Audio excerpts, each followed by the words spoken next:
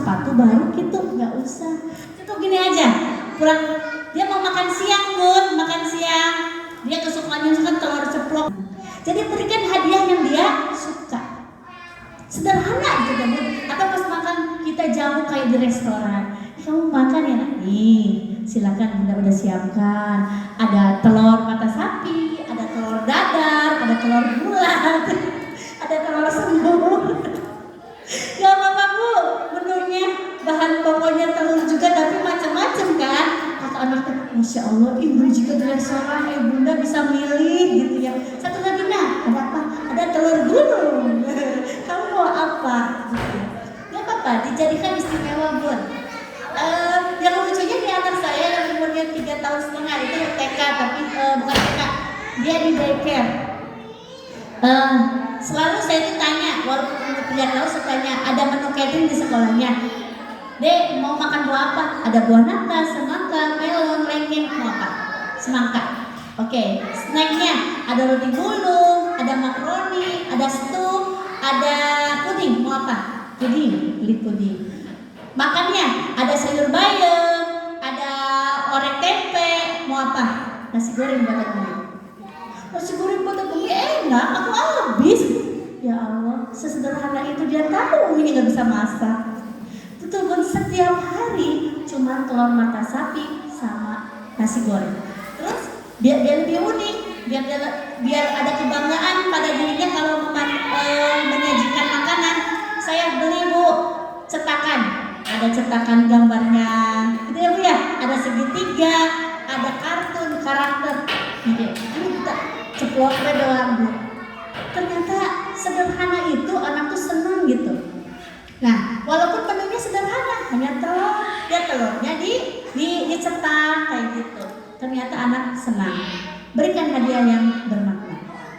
Nah, apa sih dampak tangki cinta kosong? Ternyata ada Bu. Anak lebih mudah marah. Jadi kalau anak marah itu jangan salahkan lingkungan dulu. Coba diri kita. Sama ini pun untuk diri saya Bu. Saya selalu mengevaluasi. Kenapa ya ini kok rada tinggi, mudah marah? Nah, ditelusuri. Oh ternyata karena saya sedang sibuk, dia kurang pulang gitu ya. Oke. Kurang pelukan, kurang bercerita. Jadi kalau tangki kosong itu anak lebih mudah marah dan sulit konsentrasi, tantrum, marah, tidak fokus kayak gitu. Berikutnya apa? Mencari perhatian dengan cara negatif. Supaya diturutin. Kan kita sadar, kalau anak tantrum ingin sesuatu, kemudian kita turutin, artinya anak tersebut udah tahu kuncinya. Saya kalau jalan-jalan sama Bunda nangis pasti diturutin. Kita begitu nggak Bun? Betul ya? Misalkan anak ingin es krim padahal lagi batuk, gak boleh nak. Dia tuh nangis tantrum. Kita kan malu ya, apalagi di tempat hajatan. Akhirnya, ya udah. Berikutnya dia akan menemukan pola yang sama. Oh berarti kalau aku nangis, aku marah diturutin Bunda. Karena Bunda kan malu. Anak kita suka caper gak Bun kalau ada tamu? Ya. Biasanya dia ngambil air sendiri. Nah, udah ambilin minum. Kayak mancing banget kan? Kan biasa sendiri nggak mau Terus apa caper gitu ya? Emang begitu fitrahnya anak itu cerdas. Dia tuh akan membaca situasi. Biasanya kan si Umi kalau nggak ada siapa-siapa mah agak susah gitu ya. Suruh ngambil air, ngambil aja sendiri kan udah besar gitu ya. Rumah bebeng ayah tamu aci mumpung anak teh. Sama Bun, itu anak usia berapapun yang udah bisa bicara itu begitu, caper ya. Anak SD, anak TK, caper. Anak SMP mah masih udah malu-malu ya, tapi TK sama SD Bu caper pasti. Bismillah, bukan pasti, kemungkinan caper ya. Nah, ini Bun caranya. Kaki Nalte, coba nomor hiji Bunda yang paling belakang. Kebaca nggak Bun? Oke, siapa yang membaca? Giliran ini. Oh baca teh, silakan teh yang makan buka ya. Nomor hiji teh. Ada aplikasiin teh. Suka suka memukul, isi tangki cintanya dengan pelukan, ciuman, karena love language physical touch gitu ya. Nah,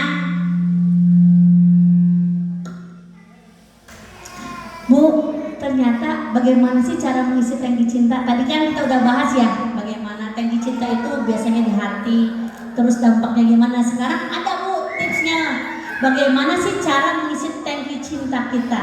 Yang pertama, jika anak suka memukul berarti isi tangki cinta yang kurangnya perlu dipeluk, dicium, diusap. Karena love language-nya, gaya love language, bahasa cintanya adalah sentuhan fisik. Abi mah yakin bunda-bundanya butuh physical touch si suaminya ya Bu ya. Misalkan ih mama hebat gitu kan ya Bun, pelukan, cium keningnya ya Bu. Bu ai orang suami bunda bade angkat atau suami bade angkat nama suka cium tangan nggak? Masya Allah Salihah. Suka cium kening nggak? Keren. Nah ibu anu tara, ibu carios ke suami. Bi, pa, bapak, Masya Allah ada pahala sunnah tapi luar biasa. Naon gitu mah? Amun cium tangan teh ya, cik atuh pa cium kening mamaku. Ih, digarol lah. Kerabat teh. Pak, eta teh sederhana tapi pahalanya besar Pak. Bapak teh ngadoakeun mama berkah. Nanti rezeki bapak oke ya damai teh jadi lancar karena bahagia dari istrinya. Cium kening Bu. Mau dipraktekin Bu? Si teh teh. Bu saya mah tara romantis Bu, abi mah tara. Bu ingat. Ini sekalian ya, bukan ngebahas anak ya. Ternyata suami kita itu aslinya itu bukan suami kita, maaf, suami masing-masing. Maksudnya seorang suami ya. Biar sebelum ibu komplain aku dilarang segala. Seorang suami itu sama seperti anak kecil Bu. Bu betul, Bella. Kenapa Bella? Betul ya? Ya, bayi besar. Contoh upami terdamang ya, sakit panas. Panas. Dikompres. Suapan. Bios bunda. Karena dia itu dulu mah disuapan ke mamahna. Ayeuna ke istri dah. Sok bunda amun alim kitu. Bios nyuapanna batur. Apa?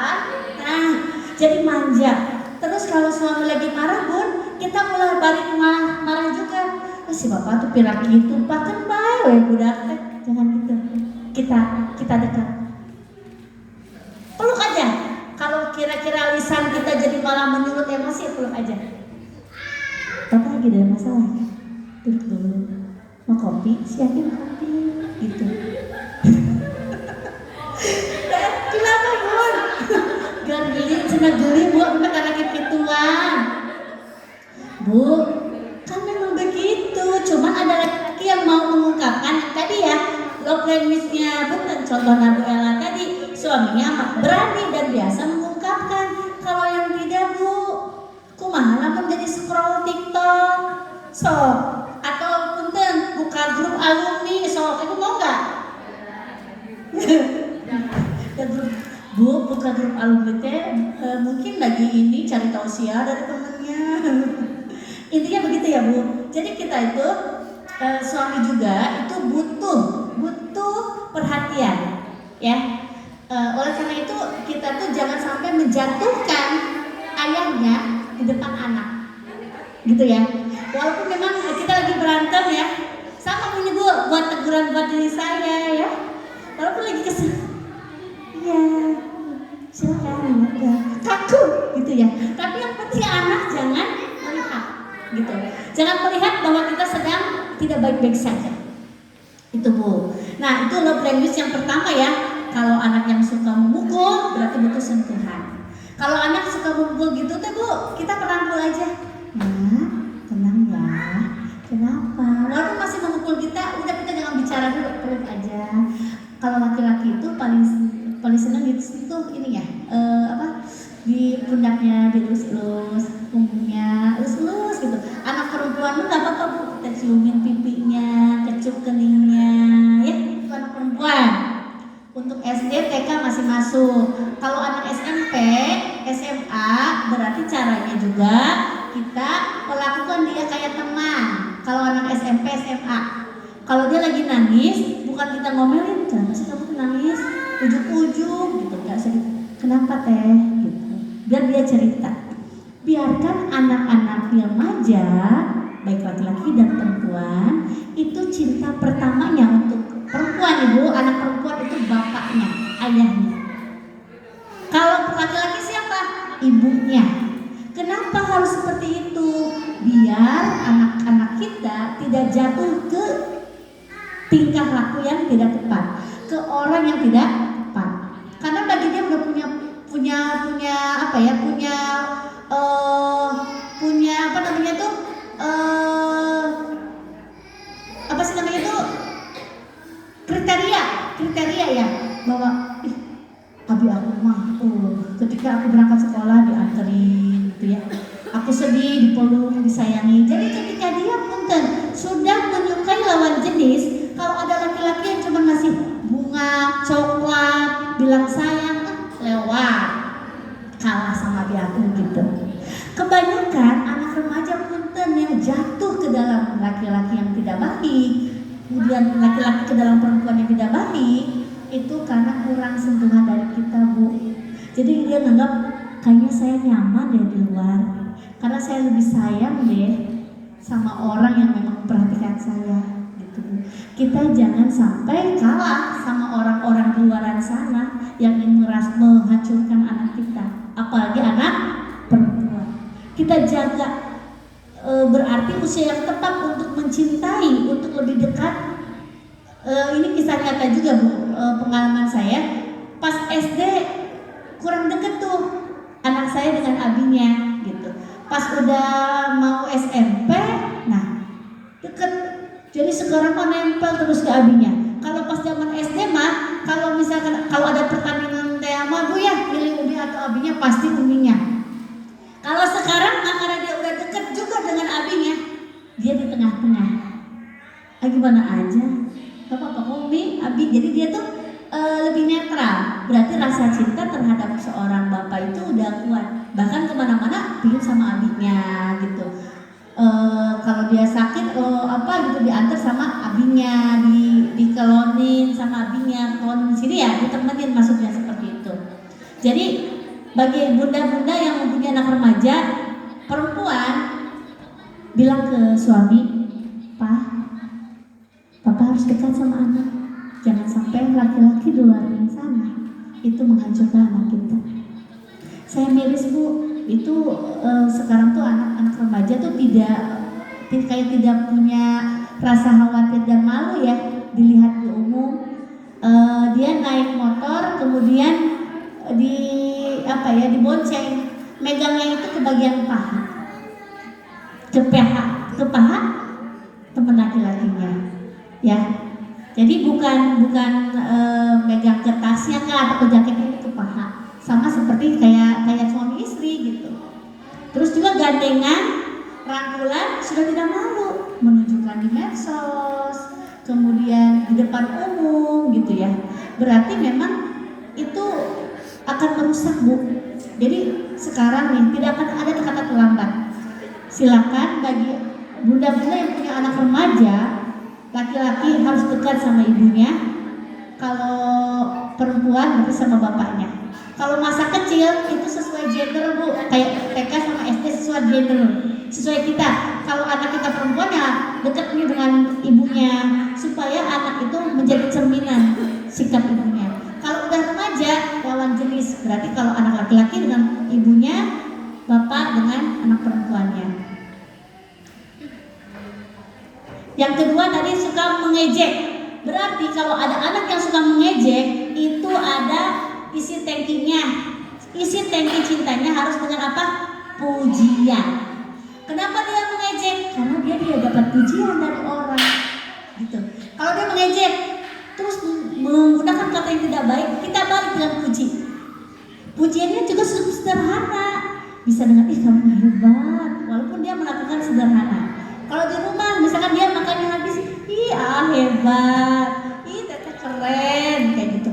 Dipuji Bu, ya kalau ada anak kita yang suka mengejek berarti dipuji. Kalau ada anak punten tetangga kita yang jadi ngeledek anak kita jangan balas ngeledek, ih mana gesarua lah itu. Tapi kita sampaikan, ina, ih kamu teh kasep atau nyariosna ulah kasar. Udah kasep nyariosna lembut, pikar sepet. Diubah jadi pujian. Kayak gitu. Bisa jadi di rumahnya tidak dapat pujian. Yang ketiga, suka ngambek atau tantrum, berarti isi tangki cintanya dengan tadi waktu bersama.